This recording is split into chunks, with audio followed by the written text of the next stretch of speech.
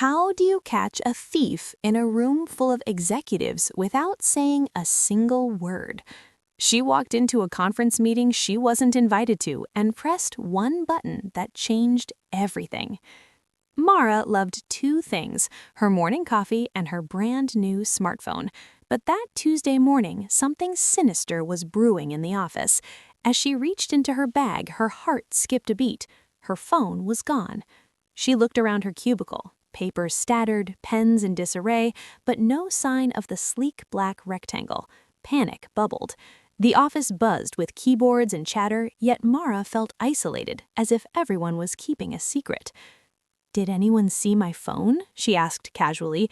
Her colleagues shrugged, pretending ignorance, but one person caught her eye. John, the office know-it-all, smirking behind his coffee cup like he'd just won a prize.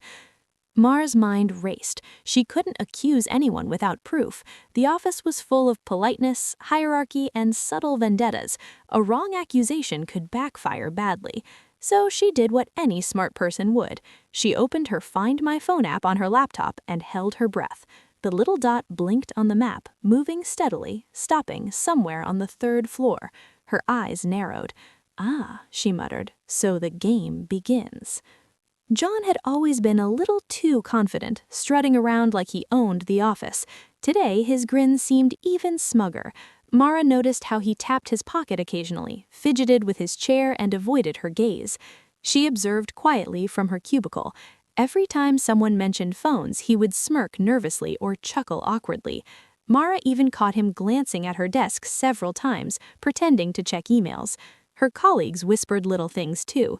"Did you see him walking funny?" And "I swear he's hiding something in that pocket." Mara smiled faintly. Their gossip was accidental evidence. But she stayed calm. This wasn't about anger, it was about precision. She wanted him caught in front of everyone, with undeniable proof, in a way that would make the office remember forever. She sipped her coffee, plodding silently. The office looked ordinary, but Mara could feel the tension building. Soon, the stage would be set. Mara tried subtle ways to locate her phone before confronting him. She asked casually, "Has anyone seen my charger?"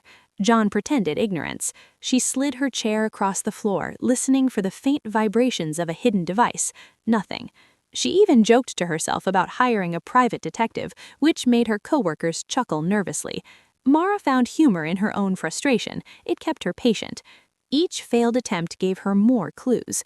John's reactions were telling. A twitch of the eyebrow, a cough, a glance at her bag. She could almost see the thief blinking under pressure. By the end of the day, Mara realized one thing. Subtlety alone wouldn't work. She needed a plan, smart, public, and undeniable, and most importantly, funny enough to humiliate the thief without raising suspicion beforehand. Mara opened her laptop and accessed Find My Phone. Her heart raced as the tiny dot on the map moved slowly across the office building. It stopped. Third floor. A conference room. She frowned. How could John be so bold? Using a stolen phone during an important meeting was risky, but it made sense. He wanted to hide it in plain sight. Mara leaned back in her chair and smirked. The stage was set. The executives were about to witness a lesson in karma. She checked the clock. The meeting started in 15 minutes. She packed her things subtly, made sure she looked casual, and began walking toward the third floor. Every step was measured. She imagined the moment. John's smug expression would soon turn into panic, and the whole room would freeze. This wasn't just revenge, it was art. Mara arrived quietly, leaning against the back wall of the conference room. The room was filled with executives, laptops open, a large projector screen glowing. She scanned the crowd. There he was, John, looking confident, adjusting his tie, completely unaware. She took a deep breath, pulled up her app, and positioned herself strategically. All eyes were on the meeting, and no one suspected a thing. Mara tapped ring. Beep beep, this iPhone is lost. Heads turned, the executives froze, phones buzzed, and John's confident smile evaporated instantly. His hand flew to his pocket. The sound came from him. Mara smiled faintly. Karma had arrived, silently and precisely. The room was about to witness the funniest, most humiliating revenge ever. Smart revenge always wins. Subscribe to Revenge B. Watch out for Part 2. Subscribe so you will never miss the ending.